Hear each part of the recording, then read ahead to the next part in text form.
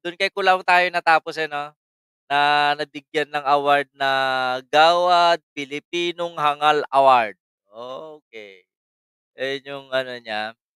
Shoutout puli sa inyo, sa totoo lang na out of focus ako na-distract. Ma'am Virgeline Lopez, hello, hello po. Pero the show must go on. We have to dito itutuloy natin 'to ano, itong, na-awardan na si Kulaong, 'yan. Pinakita ko kanina, siguro 'yun ang basehan kung bakit, nabigyan siya ng award, yung kahangalan niya. Lloyd Vincent Buslig watching from in Maryland, USA. Hello, hello. Pasensya na dun sa mga nagpaano kanina, nagpa-member, nagpalipad. Sabagay si Kabagis, Kabagis, thank you, thank you. Gagawan ko na lang ng paraan para makuha ko yung details nun. Yan, gawad mukhang minumulto ako ni Kulao, mukhang buhay pa, minumulta na ako ng hayop na 'to. Makapagpagpag nga. 85 viewers, shoutout muli. Ganda na, 300 plus na tayo kanina. Pero ito, tutuloy natin yung kay Imee. Siguro ito yung mga dahilan. Kasi ito gawad Euronews pala ito. So, kung ito ang dahilan, kung binigyan nila ng award ng Euronews, malamang sa ganitong dahilan kung bakit nila binigyan. Ito yung rason.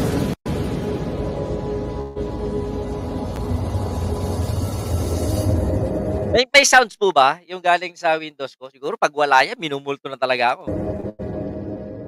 Kalayo Lori Fajardo, shoutout. Saint Benedict, hello. Oo. O eto, baka meron ba sounds? Pa-press 1 naman kung may sounds, yung sa ano ko. Meron? Oo, baka ganito dahilan kung bakit binigyan ng Euronews itong si ano, ng award ng Gawad Hanga ga Gawad Pilipinong Hangal Award.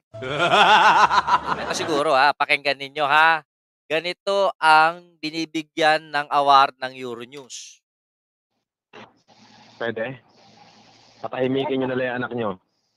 Wala naman siyang sinasabi sa'yo, Wala kang ginagawa laban sa'yo. Wala. Bakit sa kanya kung binubunton yung galit mo? Wala kang ginagawa laban sa'yo. Ako magsasabi. Dahil Hindi ako. Tangina naman pag-aganito. Yo, ganun ang inaawardan. Minumura magulang, 'di ba, Ma'am Jera Toya? Itin niyo na naman ako Minsan lang akong galit sa Kaya buhay. nagagalit ka Nakakulong ako ito. O yun nakokulong daw. Yan, ganyan mga ugali yung binibigyan ng award, ng Euronews, no? Sino may kasalanan? Ako. Kasalanan niyo! Wow. Nako, Ramsey, alam mo. Sinabing patigilin lang yung anak mo pagtatanggol mo pa. Hindi ba anak ni Reming itong si ano? Si Mangusin, si Norman? Marami ako na wala siyang ginagawa. Alam mo, maraming sumisira sa kanya para hindi ka titigil. Hindi ka titigil magsalita. Hindi ka titigil magsalita. Hindi mo pakikinggan. Ito lang ang sasabihin ko, anak. Magsasalita na kayo. Ako nga nagsasalita Hindi ko itumigil at pakinggan yung sasabihin ko. Marami nga nakikita nga araw-araw nga naka-live yung anak nyo. Putang ina, sinisira yung advocacy ko. Putang ina, panayang hingi. Ano bang advocacy ni Kulaong? Manloko, magpanggap na Marcos. Yun ba advocacy nila? Kani-kanino Hindi araw nakisika ko. Napapanood ko. Naririnig ko. Dinatayo yung cellphone mo. Ginagamit niya yung pangalan ko. Ano ba pangalan niya? Hindi naman yung pangalan na totoo yung Francis Leo Marcos, Ano pangalan niya dun? Ma'am Leticia Lugto, shout out.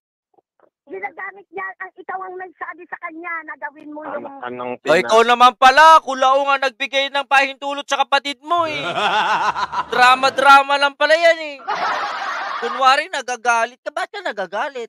Kung maging budol yung kapatid mo, budol ka rin. Siyempre, ikaw ang kuya, ikaw ang idolo niyan.